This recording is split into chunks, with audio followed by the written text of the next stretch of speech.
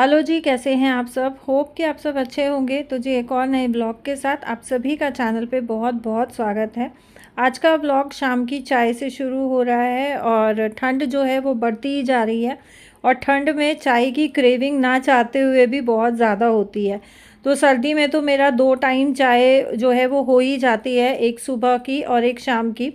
शाम की जो है मैं कोशिश करती हूँ बहुत बार कि मैं स्किप कर दूँ और जब पॉसिबल होता है तो मैं स्किप कर देती हूँ, लेकिन जिस दिन ये लगता है कि नहीं यार सर में बहुत ज़्यादा दर्द हो रहा है या बहुत ज़्यादा थकान हो रही है तो शाम को मैं 1 कप चाय ले लेती हूँ। यहाँ लकी जो है दूध लेके आया था तो मुझे दही जमाने के लिए दूध भी बॉईल करना है।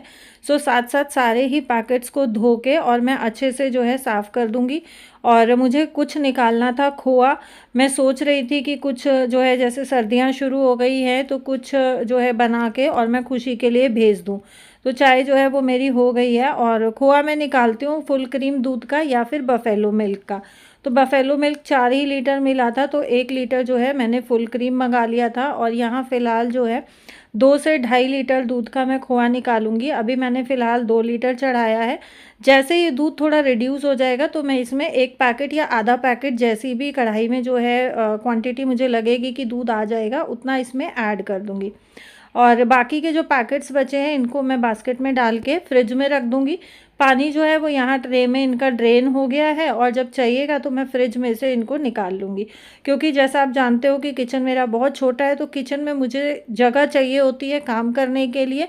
सो मेरा ये रहता है कि जो भी सामान मुझे नहीं यूज़ हो रहा है किचन में तो वो जहाँ उसकी जगह है वहाँ रखा जाए तो ज़्यादा बेटर है। दूध को भी मैंने फ्रिज में रख दिया है जो बचा हुआ चाय में से था। अब जो है मैं तैयारी करूँगी शाम के खाने की। लेकिन पहले जो है अपने जो गैस कुक टॉप है इसके ऑर्नामेंट्स इसको पहना देती हूँ। उसके बाद जो है रात के खाने की तैयारी शुरू होगी। तो रात में मैं बनाने वाली हूँ दाल चावल, बहुत सिंपल सा डिनर रहने वाला है। यहाँ जो है पानी मैंने डाल के और दाल का झाग उतार लिया था। दाल, छोले, राजमा जो भी जो है ये इस तरीके का हार्ड ग्रेन होता है उसको मैं पानी बॉईल करके और झाग उतार के ही बनाती हूँ।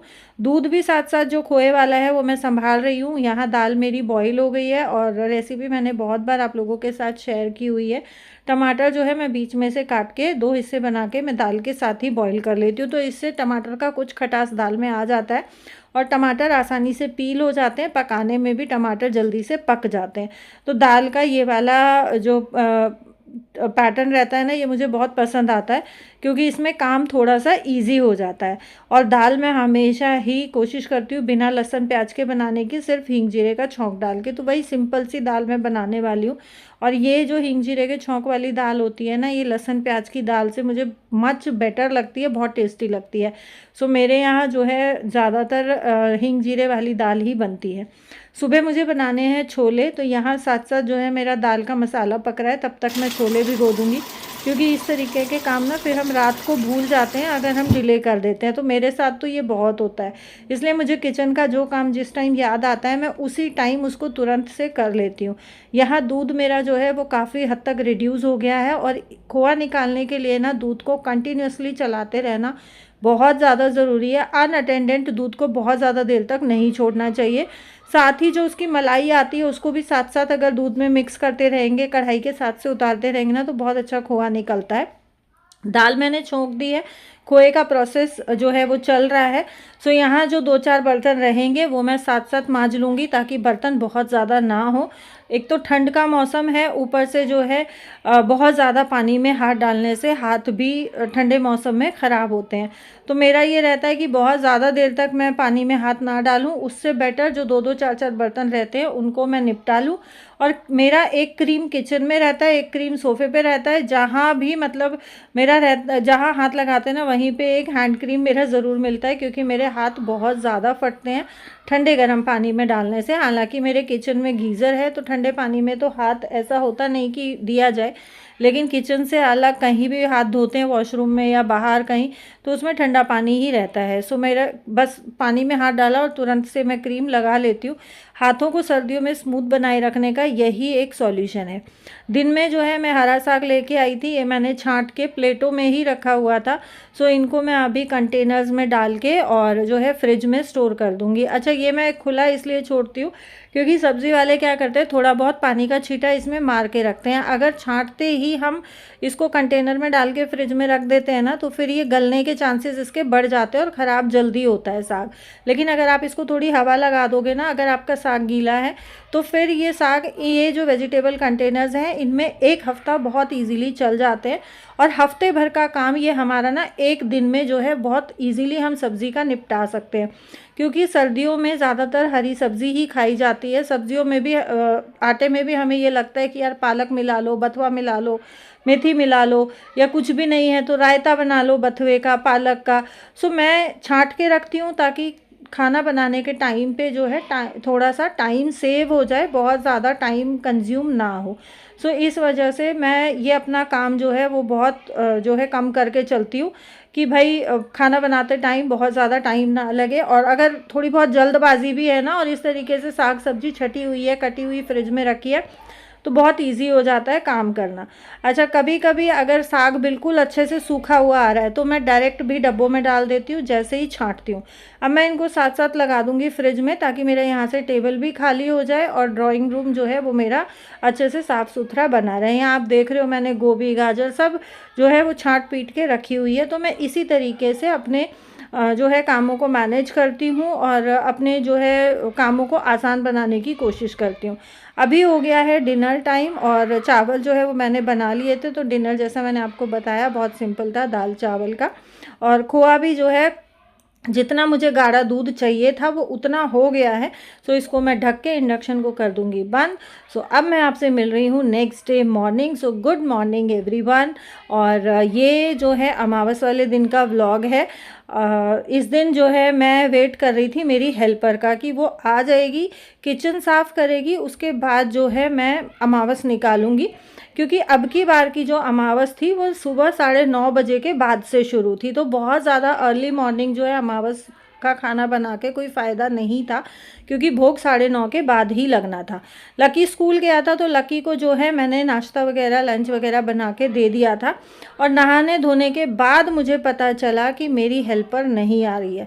अच्छा, अमावस वाले दिन ना तो मैं कपड़े धोती हूँ ना तो मैं सिर धोती हूँ, लेकिन 9:30 के बाद से अमावस शुरू थी, तो मैंने 8 बजे के आसपास जो है सिर धो लिया था। और जब मुझे पता चला कि हेल्पर नहीं आ रही है तो फिर मुझे जो है नहाने के बाद झाड़ू पोछा करना पड़ा। सो मैंने लगे हाथ जो है जितना भी होना था वो मैंने सारा ही झाड़ू पोछा लगे हाथ निपटा दिया था, क्योंकि बार बार फिर झाड़ू पोछा करने में ना फिर दिक्कत होती है और मुझे तो सीरियसली आलस आता है। एक बार में लग जाओ तो अपना काम पूरा निपटा दो, थोड़ा बहुत लेट हो जाए वो एक अलग चीज़ है। तो यहाँ पे मैंने मैट्स वगैरह अपने बिछा लिए हैं और अब मैं तैयारी शुरू करूँगी अपना अमावस का खाना बनाने की। सो यहाँ गैस वगैरह मैं रात को ही साफ़ करके सोई थी और पोछा लगाने से पहले जो है मैं एक बार अपने पूरे किचन में कपड़ा लगा चुकी थी।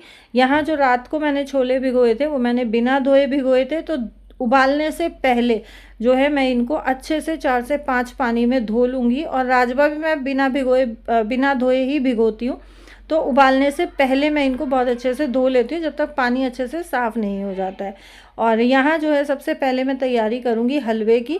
घी जैसे ही मेल्ट होगा मैं इसमें सूजी डाल के गैस कम करके सूजी भुनने के लिए छोड़ दूँगी। और उसके बाद जो है मैं अपने आगे के काम करूँगी, ताकि सूजी भुनती रहे, हलवे की भी तैयारी हो जाएगी और बाकी के खाने की भी तैयारी जो है वो साथ साथ हो जाएगी। यहाँ मैंने छोले कुकर में डाल दिए हैं और छोलों को भी मैं कुछ गरम मसाले जो खड़े मसाले रहते हैं जैसे इलायची, दालचीनी, तेज पत्ता, ये सब डाल के उबलने के लिए रख दूंगी। और मैंने फ्रिज में देखा तो मेरे पास जो है चावल और चीनी दोनों ही ख़त्म हो रखे थे। चावल बहुत थोड़े से बचे हुए थे तो मैंने चावल चीनी ऑर्डर किए थे, साथ साथ ये मेरा ऑर्डर आ गया था ब्लिंकिट से।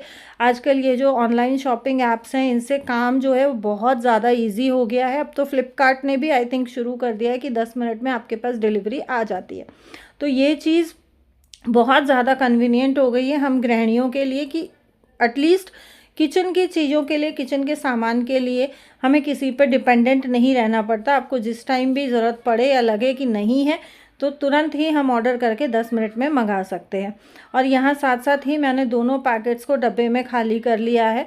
और जब भी मैं इस तरीके से प्लास्टिक के पैकेट्स जो है वो खाली करती हूँ ना, तो मैं पैकेट के अंदर पैकेट डालती हूँ या जो कॉर्नर्स कटते हैं वो डाल के, और तब मैं इनको डस्टबिन में डालती हूँ अदरवाइज़ ये तो छोटे छोटे हम साइड से कोने काटते हैं ना, आजकल गाय वगैरह बहुत ज़्यादा ये इस तरीके से खुली घूमती हैं, तो उनके मुंह में जाने के चांसेस बढ़ जाते हैं और वो फिर ना खुद को सिताप लगता है अगर प्लास्टिक गाय के मुंह में चला जाए तो मैं ये छोटी छोटी चीज़ों का बहुत ध्यान रखती हूँ और आप लोगों से रिक्वेस्ट करूँगी कि आप लोग भी इस चीज़ का थोड़ा सा प्लीज़ ध्यान रखें कि खुले में इस तरीके के छोटे छोटे जो हम किनारी काटते हैं या छोटा छोटा पैकेट्स हम काटते हैं, इनको ना फेंकें।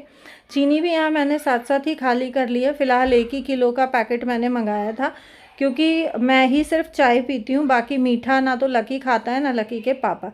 यहाँ मैंने साथ साथ खीर के चावल भी बॉईल कर दिए हैं और अब मैं आ गई हूँ अपने बालों को कोम करने के लिए, क्योंकि जब से मैंने धोए थे ना बांध के ही घूम रही थी, पानी अच्छे से सूख गया है। और अमावस का या पूजा का जो भी खाना बनता है तो वो खुले सिर नहीं बनता है, तो ये रीज़न भी था, तौलिया मैंने सिर से नहीं खोला था। यहाँ छोले उबल गए थे, हलवा बन गया, खीर बन गई, तो साथ साथ जो है मैंने सब्जी का छौंक भी चढ़ा दिया है बनने के लिए।